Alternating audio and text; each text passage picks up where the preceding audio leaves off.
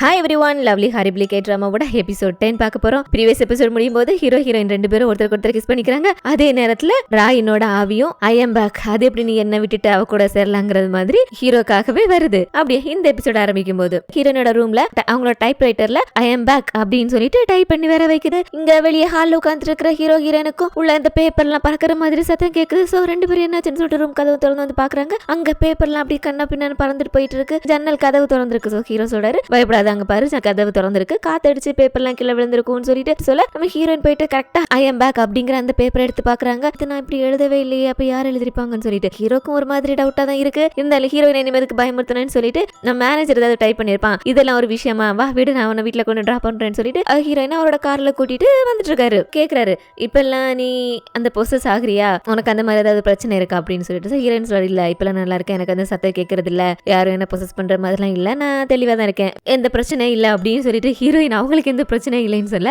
அப்படியே அந்த கீ ரைட்டரை காமிக்கிறாங்க. இப்போ ஹீரோயினோட கோ ரைட்டரா இதுல சேர்ந்துட்டா. சரி, இதுக்கப்புறம் அவளோட கரியருக்கு அடுத்தடுத்த ஸ்டோரிஸ் எழுதி ஆகும்ல, சோ என்ன எழுதலாம்னு சொல்லிட்டு அப்படியே உட்காந்துட்டு யோசிச்சுட்டு இருக்கா. பட் அவளுக்கு எந்த கான்செப்ட்டுமே தோண மாட்டேங்குது. அப்போ இவ பக்கத்துல அந்த ராயினோட ஆவி வருது. வந்தது மட்டும் இல்லாம எப்படி ஹீரோயினுக்கு ஹீரோவோட அம்மாவோட வெளிச்சம் பொசஸ் பண்ணி அவங்க எழுத வைக்குதோ, அதே மாதிரி வந்தவ இவளை பொசஸ் பண்ணி இவளோட காதுல உனக்கு எழுதணும் அப்படிதானே, நீ எழுதுறதுக்கு நான் உனக்கு ஹெல்ப் பண்றேன், நான் சொல்றதை எழுதுன்னு சொல்லிட்டு இவளை பொசஸ் பண்ண ஆரம்பிக்குது. சோ ராயன் அவ நினைக்கிறத செய்ய வைக்கிறதுக்கு கீய மீடியமா சூஸ் பண்ணிருக்கா. இன்னொரு பக்கத்துல நம்ம லியா காமிக்கிறாங்க. ஹீரோயினை பாக்குறதுக்காக ஹீரோனோட வீட்டு வாசல்ல தான் வந்து நிக்கிறான். அங்க அந்த மரத்தை பாக்குறான். மரம் பட்டு போயிட்டு வாடி போய் நிக்குது. இவ்வளவு நாள் துளுத்திருந்த மரம் இப்படி பட்டு போய் வாடி போய் நிக்குது. அப்படின்னா என்னமோ நடக்க போகுதுன்னு சொல்லிட்டு இவனுக்கு தோணுது. ஹீரோயின் கிட்ட பேசலாம்னு சொல்லிட்டு ஹீரோனுக்கு கால் பண்றான். பட் நாட் ரீச்சபிள்னு வருது. குழப்பத்தோட பயத்தோட இவன் அங்க இருந்து கிளம்பி போயிட. இவன் போனதுக்கு அப்புறம் ஹீரோயினை டிராப் பண்றதுக்காக அங்க வராரு. ஹீரோயின் நல்லா தூங்கிட்டாங்க. நல்லா தூங்குறாலே, சரி அவளை டிஸ்டர்ப் பண்ண வேணாம், இதுல கொஞ்சம் நேரம் படுக்க வைக்கலாம்னு சொல்லிட்டு ஒரு பெட்ஷீட் எடுத்து அவங்களுக்கு போத்திலாம் விட்டுட்டு அவங்க உட்காந்துருக்க சீட்டை பின்னாடி கம்ஃபர்டபுளா தள்ளி வைக்கலாம்னு சொல்லிட்டு தள்ளி வச்சுட்டு இருக்கும்போது கரெக்டா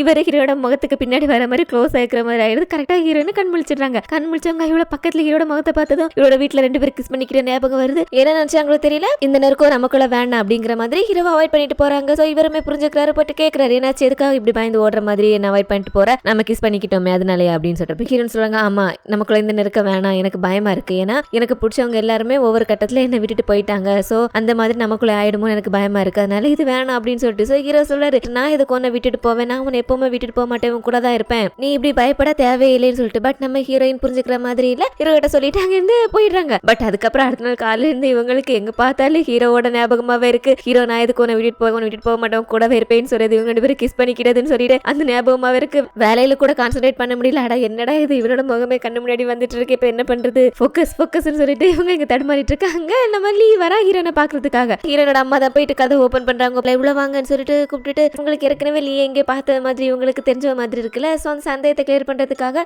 அந்த ஸ்கிரிப்ட்ல உங்களோட பேரை பார்த்தேன், இதே பேர்ல எனக்கு சின்ன வயசுல ஓட்டாங்களா தெரியும், உங்களோட அம்மாவோட பேர் என்னன்னு நான் தெரிஞ்சுக்கலாமா அப்படின்னு சொல்லிட்டு கேக்குறாங்க. லீயும்ல எதுக்கு கேக்குறாங்கன்னு புரிஞ்சாலும் தெரியாத மாதிரி, ஓ எங்க அம்மாவோட பேரா இதுன்னு சொல்லிட்டு அவங்க அம்மாவோட பேரை சொல்றான். இந்த அம்மா கண்டுபிடிச்சிடுறாங்க, இவங்க சின்ன வயசுல இவங்க பக்கத்து வீட்டுல இருந்து அந்த ஃபேமிலி தான் இந்த லீ, அந்த குட்டி பையன் தான் அப்படின்னு சொல்லிட்டு, டேய் நீ தானடா இது, எனக்கு அப்பவே சந்தேகமா இருந்துச்சு, அது நீ தான் இருக்கும்னு சொல்லிட்டு உன்னோட முகத்தை பாக்குறதுக்கு அப்படியே உங்க அம்மா பாக்குற மாதிரி எனக்கு எப்படி இருக்கவா, சொல்லவே இல்லை பார்த்தேன்னு சொல்லிட்டு வீட்டுக்குள்ள கூட்டிட்டு போயிட்டு ஹீரோயின் கிட்ட இவன் யாரு என்னங்க உண்மையை சொல்லிட்டாங்க. ஹீரோயினை மூஞ்சி பாக்கணுமே, அந்த குட்டி பையனை இவங்கிற மாதிரி பேன் அவர் பார்த்து நின்றுட்டு இருக்காங்க. லியா சிரிக்கிறான், அப்பாடா ஒரு வழியா இவங்களுக்கு நான் யாருன்னு தெரிஞ்சிருச்சு அப்படின்னு. அப்படியே சின்ன வயசுல இவங்க ரெண்டு பேரும் எப்படி சேர்ந்து சுத்துவாங்க விளையாடுவாங்க அப்படிங்கிற விஷயம் யோசிச்சு பார்த்துட்டு இவங்க அவனையே ஒரு மாதிரி கில்ட்டியா பார்த்துட்டு இருக்காங்க. ஏன்னா இதுக்கு முன்னாடி இவன் தான் அந்த குட்டி பையன் அப்படின்னு தெரியாமல இவனை பத்தியே சின்ன வயசுல ஒரு பையன் என்கிட்ட எப்ப பாரு ஆவி தெரியுதுன்னு சொல்லிட்டே இருப்பேன், எனக்கு ஒரு மாதிரி இருக்குங்கிற மாதிரி சொன்னாங்களா. அப்படி வேற சொல்லிட்டு அவன் என்ன நினைச்சிருப்பானோ அப்படிங்கிற மாதிரி. அப்படி அவங்க கிட்ட அப்படின்னா உனக்கு இப்பவும் இந்த ஆவிங்களை பார்க்க முடியுமான்னு சொல்லிட்டு கேட்கறதுக்காக வராங்க. பட் பக்கத்துல வர அவங்க அம்மா இருக்காங்களா, ஒண்ணு இல்ல அவங்க கேட்க வரதை ஸ்டாப் பண்ணிட்டு அதெல்லாம் நான் அப்புறம் சொல்றேன் அப்படின்னு சொல்லிட்டு இவன் இன்னொரு விஷயம் சொல்றான். என்னன்னா ஹீரோயின் ஹை ஸ்கூல் படிச்சுட்டு இருக்கா, அதே ஸ்கூல்ல தான் இவன் ஹீரோனோட வயசு சின்ன பையன்ல,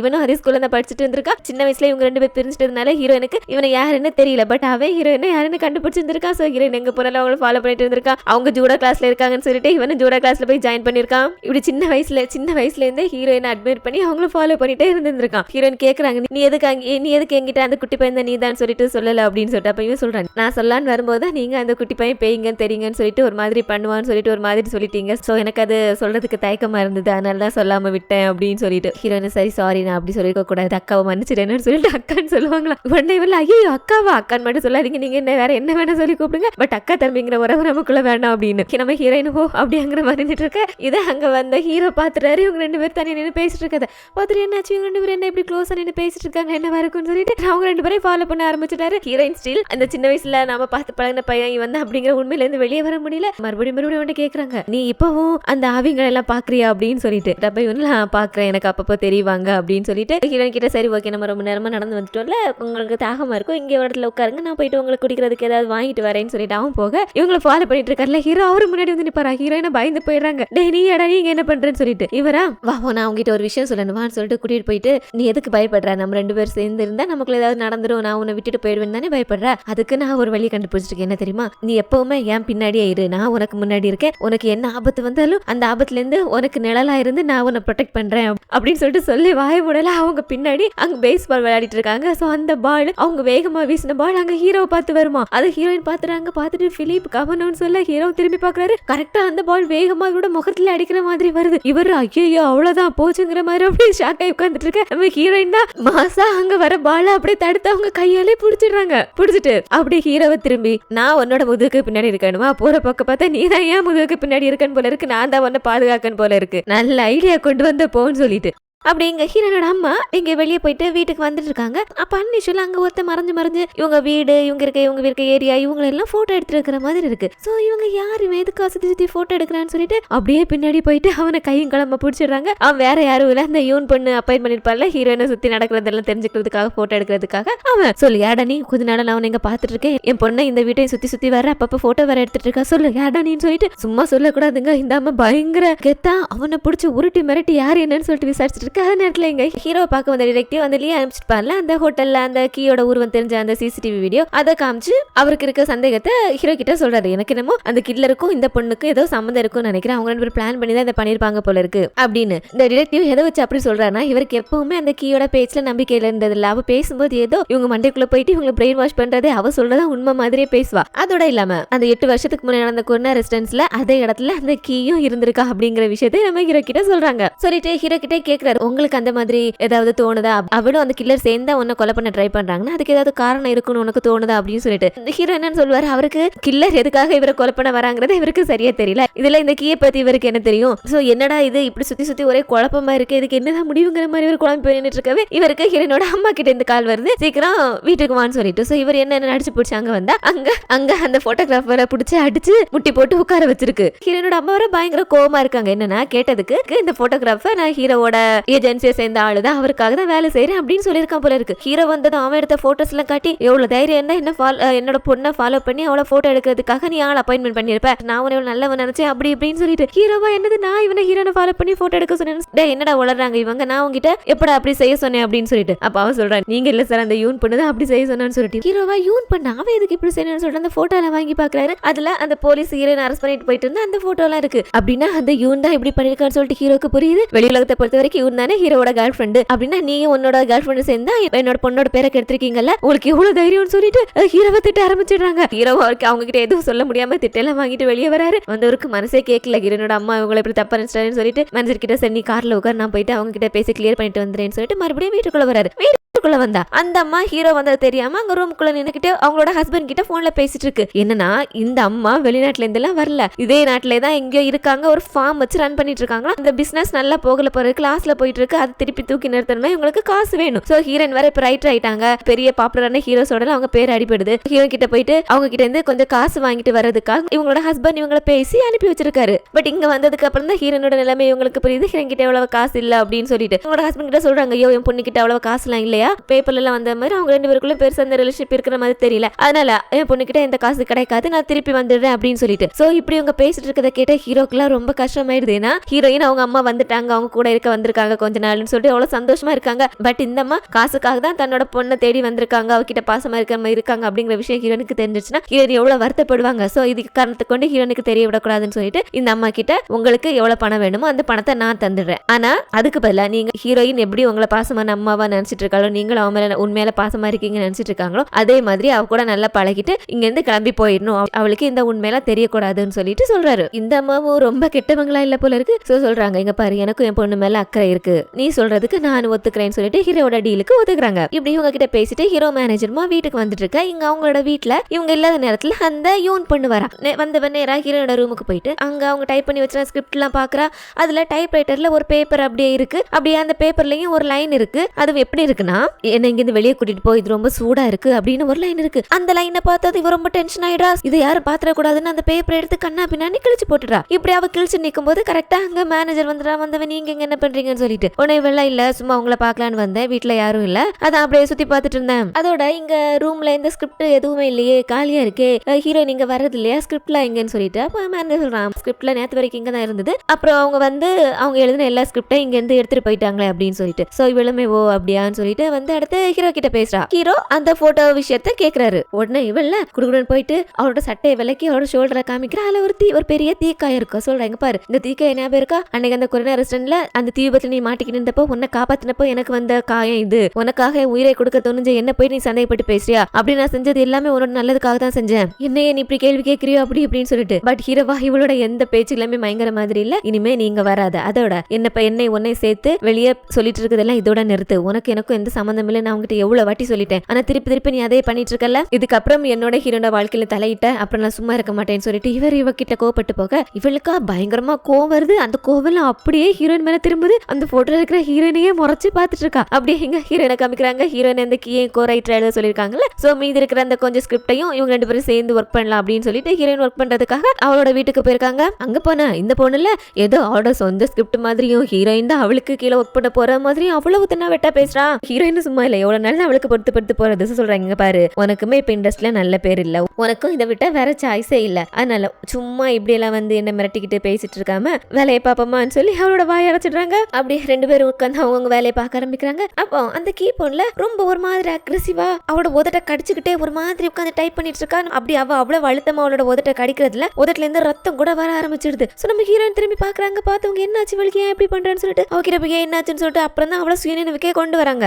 அதுக்கப்புறம் தான் இவளும் அவளோட உதட்டுல இருந்து ரத்தத்தை பார்த்துட்டு எனக்கு ஒண்ணு இல்ல நீ விடுங்கிற மாதிரி அங்க நின்று போயிடுறா. ஹீரோனுக்கு புரியல இவளுக்கு என்னாச்சு ஏன் இப்படி பிஹேவ் பண்றான்னு சொல்லிட்டு அந்த குழப்பத்தோட அடுத்து நேரா ஹீரோவை பாக்குறதுக்காக அவரோட வீட்டுக்கு வந்திருக்காங்க. சோ ஹீரோயின் டல்லா இருக்கிற பார்த்தாலே ஹீரோ கேட்கற என்னாச்சு கீ ரொம்ப தொல்லை கொடுக்கறாளோ அப்படின்னு சொல்லிட்டு ஹீரோயின் சொல்றாங்க. அம்மா ரொம்ப கஷ்டமா இருக்கு, அவளோட ஒர்க் பண்றது ஒரு மாதிரி நடந்துக்கிறா, அவளோட பிஹேவியரே சரியில்லை அப்படின்னு சொல்லி ஹீரோ சொல்றாரு. உனக்கு கஷ்டமா இருக்கு, நான் பேசாம இந்த கோரைட்டருங்கிற விஷயத்த கேன்சல் பண்ணிடலாமா, நான் ப்ரொடியூசர் கிட்ட பேசிக்கிறேன் அப்படின்னு சொல்லிட்டு பட் ஹீரோயின் இல்ல பரவாயில்ல பாத்துக்கலாம் நான் சமாளிச்சுக்கிறேன்னு சொல்லிட்டு இருக்கவே ஹீரோட வயிற்றுல இருந்து குர்றன்னு சத்தம் கேட்க ஆரம்பிச்சிருது. ஹீரோயின் பசிக்குது போல இருக்கு. ஹீரோ புரிஞ்சுக்கிட்டு போ பசிக்குதாயிரு, மேனேஜர் சாப்பாடு வாங்க போயிருக்கான், வந்தவன் சாப்பிடலாம்னு சொல்லிட்டு ஹீரோயின்ல அவன் வரது வரைக்கும் பசி தாங்க. அதோட ஃப்ரிட்ஜ்ல டம்ப்ளிங் இருந்துச்சுல, சோ அந்த டம்ப்ளிங் எடுத்து சாப்பிடலாமா அப்படின்னு உடனே ஹீரோ சொல்றாரு. எனக்கு பிடிக்காத இந்த சாப்பாடுனா டம்ப்ளிங் தான், எனக்கு அது பிடிக்கவே செய்யாதுன்னு சொல்லிட்டு ஹீரோயினா என்னது டம்ப்ளிங் பிடிக்காம யாராவது இருப்பாங்களா, ஏன் உனக்கு பிடிக்காதுன்னு சொல்லிட்டு அப்போ ஹீரோ அவரோட வாழ்க்கையில் நடந்த ஒரு விஷயத்த சொல்றாரு. என்னன்னா இவரு சின்ன வயசுல யாருமே இல்லாம தனியா சாப்பாட்டுக்கு வழி இல்லாம வேலை இல்லாம தெருவுல பசியோட சுத்திட்டு இருந்திருக்காரு.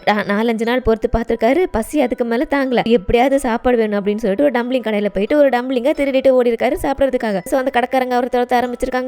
அவரை பிடிச்சி அடிக்க ஆரம்பிச்சிருக்காங்க. சோ அப்ப அவரோட கையில இந்த டம்ப்ளிங் கீழே விழுந்திருக்கு. பட் இவருக்கு அவங்க கொடுக்குற அடியை விட அவரோட பசியை போக்கி ஆகணும்னு சொல்லிட்டு அந்த தரையில விழுந்து அந்த டம்ப்ளிங்க எடுக்கலாம்னு சொல்லிட்டு கஷ்டப்பட அப்போ அங்க வந்த ஒரு பொண்ணு அந்த டம்ப்ளிங்க அவளோட காலால எட்டி உதச்சிருக்கா.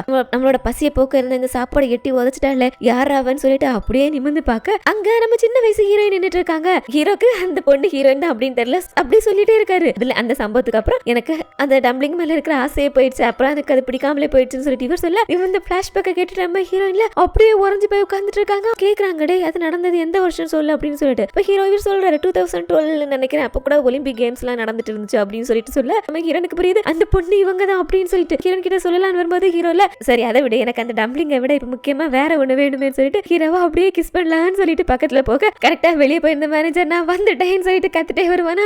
அவ்வளவுதான் ஹீரோ பயந்து போயிட்டு அப்படியே சேர்ல இருந்து கீழே விழுந்துடுறாரு. ஹீரோயின் தான் போயிட்டு தூக்கிலாம் விடுறாங்க. அடுத்ததா இந்த கோஸ்ட் லவ் ஸ்டோரியோட ஃபர்ஸ்ட் எபிசோட் இன்னைக்கு ரிலீஸ் ஆகுது. ஹீரோல ஹீரோயின் கூட சேர்ந்து பார்க்கலாம்னு சொல்லிட்டு அவங்கள வர சொல்லிட்டு டிப் டாப்பா ட்ரெஸ் பண்ணிட்டு பாப்கார்ன் கூல் ட்ரிங்க்ஸ் சொல்லிட்டு எல்லாம் ரெடி பண்ணி வச்சுட்டு ரெடியா உட்காந்துட்டு இருக்காரு. ஹீரோயின் வருவான்னு சொல்லிட்டு மேனேஜர் வந்து சொல்றா நீங்க இப்படி எல்லாம் பண்ணது வேஸ்ட், ஹீரோயின் இப்பதான் கால் பண்ணாங்க, அவங்க லீவோட வெளியே போயிருக்காங்களா அப்படின்னு சொல்லிட்டு சொல்ல ஹீரோக்கா சப்புன்னு ஆயிடுது. அவ கூட சேர்ந்து இந்த ஃபர்ஸ்ட் எபிசோட் பார்க்கலாம் நினைச்சா இப்படி முடியாம போயிடுச்சேன்னு சொல்லிட்டு இவர் அப்படியே ஒரு மாதிரி கவலையா உட்காந்துட்டு போயிட்டு இருக்க. எங்க ஹீரோயின் எல்லியே காமிக்கிறாங்க.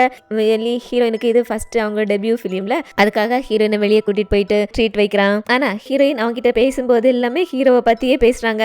சொல்றாங்க 24 வருஷத்துக்கு முன்னாடி சின்ன வயசுல இவங்க மீட் பண்ணிருக்காங்க அந்த செரமனி அப்போ. அதுக்கப்புறம் ஹீரோ கூட கொஞ்சம் முன்னாடி ஒரு பிளாஷ்பேக் சொன்னல, அது நடந்து 16 வருஷம் ஆயிடுச்சு. 24 வருஷத்துக்கு முன்னாடி சின்ன வயசுல மீட் பண்ணிருக்காங்க. அதுக்கப்புறம் 8 வருஷம் கழிச்சு இப்பத்துல இருந்து 16 வருஷம் முன்னாடி அந்த டம்ப்ளிங் சம்பவத்துல மீட் பண்ணிருக்காங்க. அதுக்கப்புறம் ஒரு 8 வருஷத்துக்கு அப்புறம் அந்த கொரோனா ரெசிடென்ஸ்ல நடந்து தீ விபத்துல மீட் பண்ணிருக்காங்க. அதாவது இப்பத்துல இருந்து 8 வருஷத்துக்கு முன்னாடி அந்த தீ விபத்து நடந்த 8 வருஷத்துக்கு அப்புறம் இப்போ ரெண்டு பேரும் மீட் பண்ணிருக்காங்க. அப்படின்னா இவங்களோட லைஃப்ல ஒவ்வொரு 8 வருஷ சைக்கிள்லயும் இவங்க மீட் பண்ணிட்டே இருக்காங்க. அப்படின்னு பார்த்தா இது இவங்களோட 4வது டைம் இவங்க மீட் பண்ணிக்கிறது. இந்த மாதிரி எங்களோட லைஃப்ல 8 வருஷத்துக்கு ஒரு தடவை இந்த சைக்கிள் மாறி மாறி வருது சொல்றாங்க. சோ நம்ம லீயும் புரிஞ்சுக்கிறான். இப்படி இவங்க பேசிட்டு இருக்க லீக்கு கால் வருது.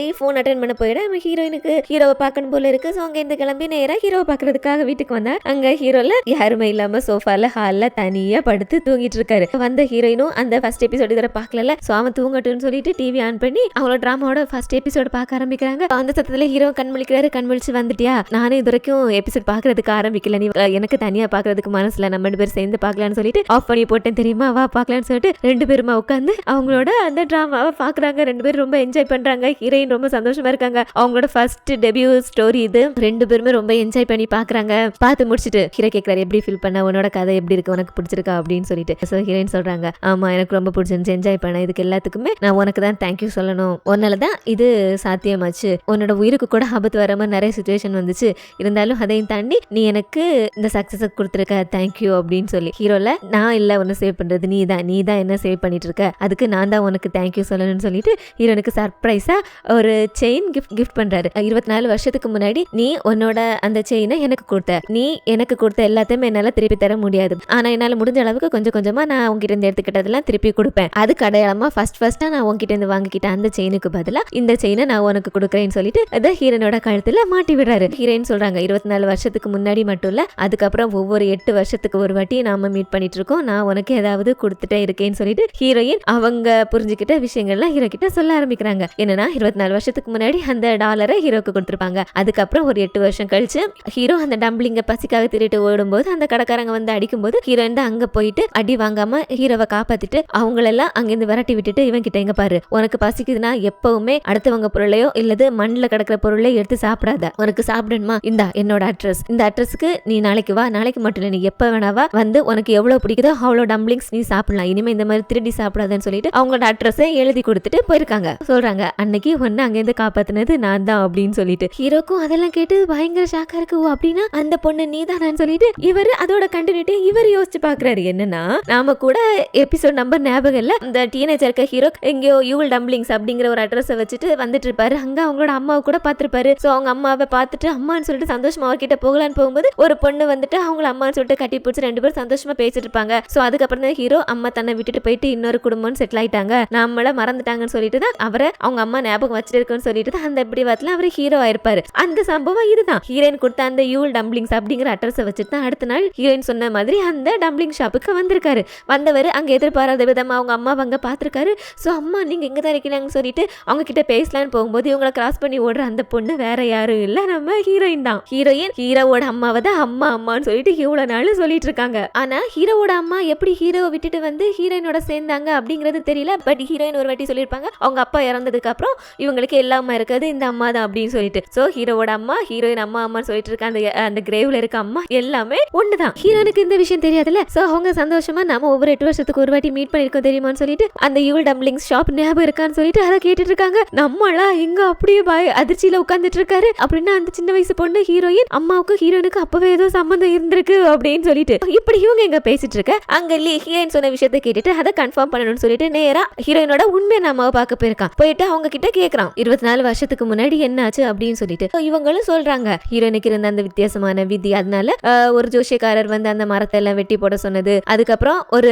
ரிச்சுவல் செஞ்சா நல்லா இருக்கும்னு சொல்லிட்டு ரிச்சுவல் செய்யறதுக்காக ஹீரோனோட அம்மாவை பார்க்க போனது, அந்த விஷயத்தெல்லாம் சொல்றாங்க. இப்படி இவன் வீட்டுக்குள்ள இருந்து ஹீரோனோட கதை எங்க கேட்டுட்டு இருக்க. அப்படி வீட்டுக்கு வெளியே அந்த ஆப்பிள் மரத்தை காமிக்கிறாங்க. நல்லா துளிர் விட்டு வந்து ஆப்பிள் மரம் மறுபடியும் பட்டு போய் நிக்குது. அந்த மரத்துக்கு கிளையே ஹீரோவோட அம்மாவும் நின்னுட்டு இருக்காங்க. அந்த மரத்துல இருந்து ரத்தமா வடியுது. இந்த அம்மால அழுதுட்டு அந்த மரத்தை தொட்டு பார்த்துட்டு நம்ம ஹீரோயின் கிட்ட பேசுற மாதிரி என்ன மன்னிச்சிருன்னு சொல்லிட்டு அழுறாங்க. இங்க மரம் பட்டு போயிட்டு இருக்கு. அங்க ஹீரோயின் ஹீரோ வீட்டுல இருக்கிற மரத்தை துளிர்க்க வச்சுட்டு இருக்காங்க. இவங்க வேற நின்னுட்டு அந்த மரத்தை பிடிச்சிட்டு அழுறாங்க. அப்படின்னா ஹீரோனுக்கு இனிமே ஏதோ ஆபத்து வரப்போகுது அப்படிங்கிறது மட்டும் தெரியுது. அடுத்ததா ஹீரோ அந்த லீ சொல்லிருந்தால அவனோட செட்ல ஒருத்தருக்கு ஆவியை பாக்குறதுக்கான அந்த சக்தி இருக்கு அப்படின்னு சொல்லிட்டு அது யாருன்னு தெரிஞ்சுக்கணும் அப்படின்னு சொல்லிட்டு என்ன பண்றாரு, நேரா லீயை பாக்குறதுக்காக லீயோட வீட்டுக்கு போறாரு. அங்க போன லீ அவனோட வீட்டுல நிறைய டிராயிங்ஸ்ல வரைஞ்சு வச்சுக்கிறான். அதுல பாத்தாலே தெரியுது அதுல ஆவிங்க பேய்ங்க அப்படின்னு சொல்லிட்டு ஹீரோ புரிஞ்சுக்கிறாரு அந்த ஆவிங்களை பாக்குறது லீ தான், அவன் பாக்குறது தான் இப்படி டிராயிங்ஸ் எல்லாம் வரைஞ்சு வச்சிருக்கான் அப்படின்னு சொல்லிட்டு லீ கிட்ட கேட்கிறாரு. சொல்லு, அன்னைக்கு நீ சொன்னே ஒரு நாள் ஆவிங்களை பார்க்க முடியும்னு சொல்லிட்டு அது நீ தானே, சொல்லு உண்மை சொல்லு, என்ன சுத்தி என்ன நடந்துட்டு இருக்கு, என்ன சுத்தி நீ யாரை பார்த்துட்டு இருக்க, எனக்கு சொல்லு அப்படின்னு சொல்லிட்டு. அப்ப லீ ஃபர்ஸ்ட் டைம் ஏர்போர்ட்ல இறங்கும் போது ஹீரோ பின்னாடி ஒரு அமானுஷமான உருவம் நின்னது, அதே உருவம் ஹீரோனோட வீட்டுல நின்னது. அவன் பார்த்தது எல்லாத்தையுமே சொல்றான். ஹீரோல சரி நீ பார்த்தது இவங்களான்னு பார்த்து சொல்லுன்னு சொல்லிட்டு அவர்கிட்ட இருந்து அவரோட அம்மாவோட போட்டோ எடுத்து லீ கிட்ட காமிக்கிறாரு. சொல்லு, இதுவா நீ பார்த்துட்டு இருக்க அந்த ஆவி அப்படின்னு சொல்லிட்டு. நீயும் பாக்குறான், அவனுமே நேர்ல ஹீரோட அம்மாவை பார்த்திருப்பான்ல, சொல்றான் ஆமா இவங்களதான் நான் பார்த்தேன், இவங்க இருக்கிறது ஹீரோனோட வீட்டுல தான் அப்படின்னு சொல்லிட்டு சொல்ல ஹீரோ அடுத்தது என்ன பண்றாரு, தன்னோட அம்மா ஹீரோனோட வீட்டுல இருக்காங்க, அதுவும் ஆஃபியா இருக்காங்க, இவங்கள ஃபாலோ பண்ணிட்டு இருக்காங்க, இவங்களும் சுத்தி நடக்கிறதுக்கெல்லாம் அவங்களும் ஒரு வகையில காரணம், இதை பத்தி அவங்க கிட்ட கேட்டி ஆகணும்னு சொல்லிட்டு நேரா லீ சொன்னா அவங்க அம்மா இருக்கிற அந்த இடத்துக்கு வராரு. வந்தவர் கூப்பிடுறாரு அவங்க அம்மா, அம்மா நீங்க எங்க தானே இருக்கீங்க, வாங்க நான் உங்களோட பையன் வந்திருக்கேன், எனக்கு உங்ககிட்ட பேசணும், வாங்க வாங்கன்னு சொல்லிட்டு இவர் கூப்பிடுறதுக்கு ஏத்த மாதிரி அங்க அவங்களோட குரலும் கேக்குது. ஹீரோட உண்மையான பேரு யூல்சுக். சோ யூல்சுக் அப்படின்னு சொல்லிட்டு கூப்பிடுறாங்க. அம்மான்னு சொல்லிட்டு இவர் திரும்புறாங்க. அங்க ஒரு நிழல் உருவம் போகுது. அதை பார்த்துட்டு பயந்தவர் அப்படியே கீழே விழுந்துடுறாரு. அப்படி கீழே விழும்போது இவரோட கை அங்க இருக்கிற ட்ரெயில படுது, அதுல ஒரு கத்தி இருக்கு, அந்த கத்தியில பட்டு இவரோட கையில ரத்தம் வருது. கீழே விழுந்ததுனால ஒரு போட்டோ ஃப்ரேம்ல கால் பட்டு அதுல இருக்கிற கண்ணாடி குத்தி காலில் அடிபட்டு ரத்தம் வருது. மேல இந்த பாத்திரங்கள்லாம் தரையில விழுந்து தலையில அடிபடுது. இப்படி ஹீரோக்கு ஒவ்வொரு இடமும் அடிப்படப்பட இதே மாதிரி ஹீரோனுக்கு கை கால் தலை அப்படின்னு அடிப்பட்ட அந்த சம்பவத்தை ரிலேட் பண்றாங்க. அப்படின்னா இவ்வளவு நாள் ஹீரோயினுக்கு நடந்துட்டு இருந்த விஷயங்கள்லாம் ஹீரோக்கு திருப்பி வரப்போகுது, ஹீரோ எல்லாத்தையும் இழக்க போறாங்க, ஹீரோனுக்கு எல்லாம் கிடைக்க போகுது அப்படிங்கிற மாதிரி சொல்லி இந்த எபிசோட் 10 இங்க முடிக்கிறாங்க. பரப்பர அடுத்தடுத்த எபிசோட்ஸ்ல ஹீரோட அம்மாக்கும் இவங்களுக்குள்ள நடக்கிற இந்த அமானுஷமான விஷயங்களுக்கு என்னென்ன காரணமா இருக்கும், இவங்க அம்மா தான் இவங்க ரெண்டு பேரும் ஒரு நாள் சேவ் பண்ணி கொண்டு வந்துட்டு இருக்காங்களா அப்படிங்கறதெல்லாம் பார்க்கலாம். மிஸ் பண்ணாம பாருங்க, செம இன்ட்ரெஸ்டிங்கா இருக்க போகுது. என்னோட வீடியோ உங்களுக்கு பிடிச்சிருந்துச்சுன்னா மறக்காம லைக் பண்ணுங்க. அதோட சேனலை ஃபர்ஸ்ட் டைம் பாக்குறீங்கன்னா தமிழ் ஸ்டோரி லைன் சேனலுக்கு சப்ஸ்கிரைப் பண்ணி சப்போர்ட் பண்ணுங்க. தேங்க்யூ.